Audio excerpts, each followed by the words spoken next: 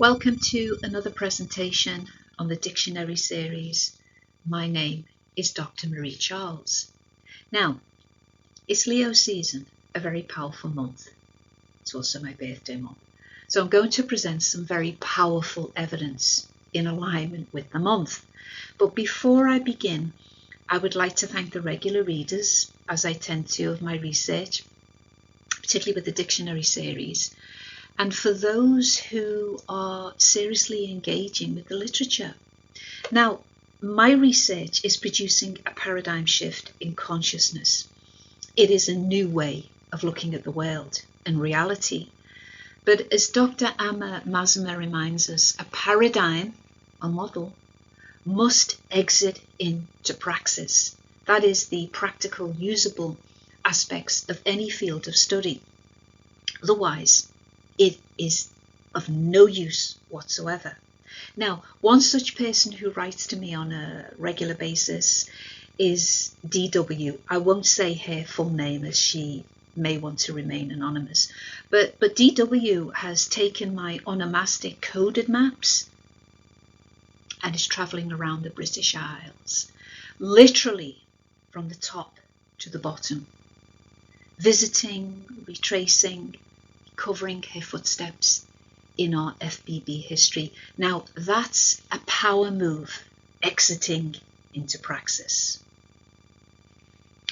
Now, as we continue with the theme of the wealth and foundation of England, you can see the coin to the left is Henry I, the son of Guillaume, which is William in French, William Conqueror. Now, Henry was born in Yorkshire, another rich region.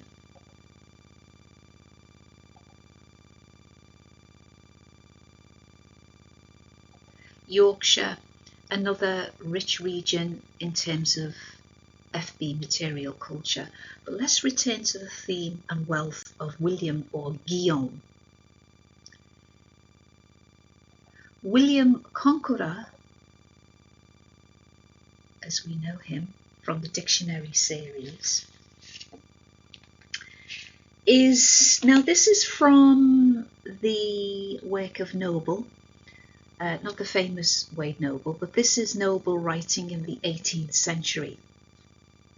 And he is talking about Guillaume's relationship to Normandy and his back and forth ties with the infrastructure. Now, he says that he won the French monarchs to assist him in his enterprises.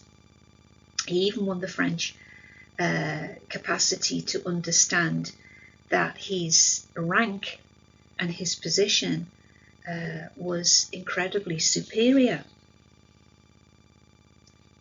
But this gives us a great idea of William's capacity in the cabinet. Now, this is the part I'd like you to listen to. His revenue was equal to 5 million sterling. We need to just think about that figure, because in today's standard, that would equal to billions and billions of pounds. Now, that is an incredible figure, you see, laying the foundations of the wealth in England, moving up and coming through from France. Now, his cousin, Edward the Confessor, was equally as rich and as powerful. And if we have a look at, this is the work of Fairbairn, and I just want to read this little example of his wealth. Edward the Confessor's estate income from figures from Domesday Book reach a total of £6,500. Now, okay, this is the 11th century, so we're going to come back and do some equivalent figures in 2025. So it's £6,500. So he then goes on to list all the combinations of income that he was receiving from his various estates across the lands. Now, don't forget, Edward the Confessor, I also write about this in the dictionary series part 2, had extensive lands in Liverpool in the 11th century. But Baxter also calculates that Queen Edith, his wife, held estates to the value of £1,500, which gives an overall annual royal income of £9,500 in 1066. Now, that would equal in today's understanding, to almost £7.5 million. That's the work of Fairbairn. And this is incredible, that we start to understand and appreciate and give some context to the wealth of those particular monarchs. It's also critical to understand that I've only just given you 2 examples. And you will see in the dictionary series that I present a lot of FB nobility, and we have to start applying those figures to the wealth that they actually represented. Now, another strand of wealth, which I also document, came from the bishops, the priests and the nuns and the clergy, who were inextricably tied to the elites themselves and to the nobility of the land. And of course, the 19th century historian Godfrey Higgins talks about their immense power and influence in his books within the nation's political infrastructure. He also includes France in his analysis.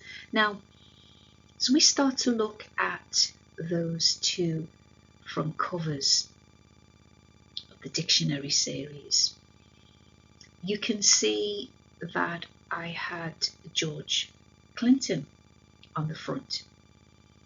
And this is very, very important, because as I move between the ruling elites, I have to include the established original families of Britain. And of course, a lot of the evidence is moving into France as well. But it is creating this collective evidential base, which is so very important. If I'm going to be talking about the original FBB families, I have to be talking about the elites and the nobility, because it forms a cohesive narrative, a cohesive whole. Now, what's happening inevitably as you go deeper and deeper, my evidential database is growing daily, literally. So you will start to see lots of recursive elements. And I know that people who are accessing the dictionary series will start to see the iterations and the recursions, because that is the very nature of research. It is so dynamic that it just keeps moving.